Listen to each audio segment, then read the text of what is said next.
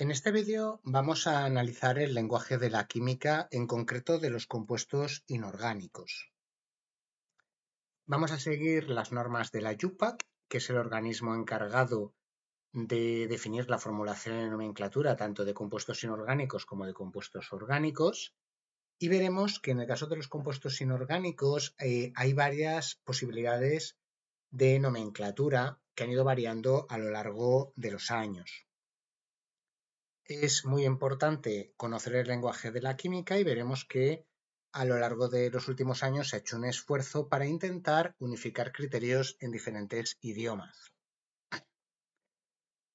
Bueno, veremos que hay diferentes tipos de nomenclatura, como he dicho, de compuestos inorgánicos, sistemática, semisistemática y tradicional, que la utilizaremos en algunas ocasiones, sobre todo con compuestos ternarios. Y a su vez la sistemática también puede tener otros tipos, adición, composición, sustitución. Más que saber el tipo de nomenclatura que es, veremos que en cada caso nos puede resultar más cómodo un tipo de lenguaje, un tipo de nomenclatura. Entonces aquí pues hemos definido un poco las claves, pero lo esencial es ver los ejemplos y familiarizarnos con los diferentes tipos de compuestos que hay y la forma que tenemos tanto de formularlos como de nombrarlos. De ese modo, veremos que en el fondo no vamos a identificar una nomenclatura específica como de composición, sustitución, hidrógeno, sino lo que queremos es, a partir de un compuesto, a partir de una fórmula, saber su nombre o a partir del nombre poder formularla, y todas las formas de nomenclatura son correctas, pueden ser correctas y son aceptables, aunque sí que es verdad que la IUPAC aconseja unas frente a otras. Por ejemplo, la nomenclatura tradicional con compuestos binarios está totalmente desaconsejada, como veremos posteriormente. Tenemos también el uso de prefijos, eh, principalmente en los compuestos binarios, como veremos enseguida. Bueno, en primer lugar, hemos de distinguir entre dos conceptos que se utilizan mucho, que son la valencia y el estado de oxidación.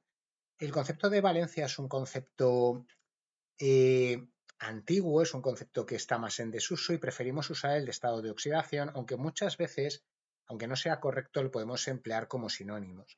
Y básicamente se refiere a la capacidad de combinación de un átomo. Por ejemplo, un átomo de carbono se puede unir a 4 hidrógenos, pero si es un átomo de nitrógeno se unirá a 3 y si es un átomo de oxígeno se unirá a 2. A eso nos referimos con la capacidad de combinación. Pero, ya digo, el estado de oxidación o número de oxidación es mucho más interesante y es la carga eléctrica que tendría un átomo de ese elemento en un compuesto dado si estuviese formado exclusivamente por iones. Y es equivalente a su capacidad de combinación con un signo más o menos dependiendo de si es la parte más electropositiva o más electronegativa del enlace, respectivamente. Los estados de oxidación de los diferentes metales y no metales son muy importantes, aunque veremos que no nos los tenemos que saber todos de memoria ni mucho menos. Es más, vamos a ver los más importantes, pero puede haber otros. Por eso las listas de estados de oxidación o de valencias, entre comillas, que a veces nos dan en los libros de texto y en los apuntes, no tienen por qué ser exhaustivas, nos dan las más habituales. Aquí he puesto los estados de oxidación de metales y semimetales y también estados de oxidación positivos y negativos, aquí he puesto valencia por comodidad, entre comillas, de no metales y semimetales. Se pueden hacer diferentes tablas. Pero al final hay una serie de reglas que siempre se cumplen. Los números de oxidación de todos los elementos libres serán cero, serán nulos. O sea, el número de oxidación de cualquier elemento libre es nulo.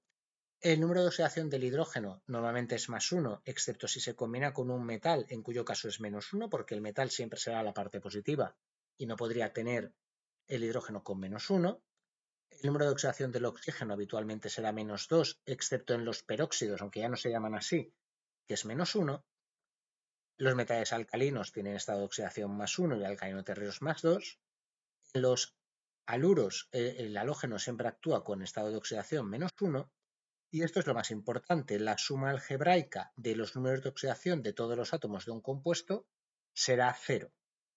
Y si se trata de un ion, igual a la carga del ion. Esto es importante porque implica que aunque no me sepa todos los estados de oxidación, si me sé algunos, sabiendo que la suma de todos los estados de oxidación ha de ser 0, puedo deducir fácilmente el que me falte.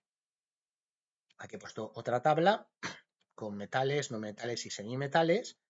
No todos los estados de oxidación que he puesto aquí son válidos para cualquier átomo. Por ejemplo, el flúor va a actuar siempre con -1.